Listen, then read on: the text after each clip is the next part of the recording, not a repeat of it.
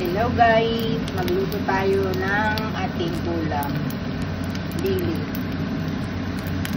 Pinili ko pa nung umuwi ako sa Pinas at December guys.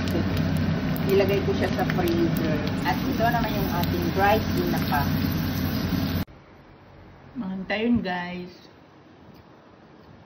Talong, okra, beans, yung ating dilis at saka dried tinapa at yun natin sausaw natin sa gulay. Ito naman guys yung sausaw natin dito sa dilis. Suka na may sili. So, let's eat guys! Okay guys, naman tayo. Okra, beans at saka talong na ihaw. Ayan.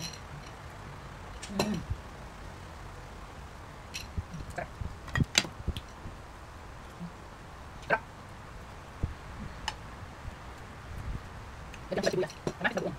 Para naman siya. Malaki ng talong guys. Ang harap nito. Pero lahat lang tingin ko. Sarap.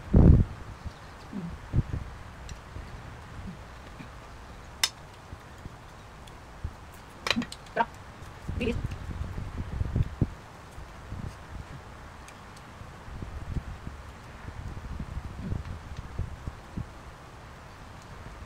Sarap guys.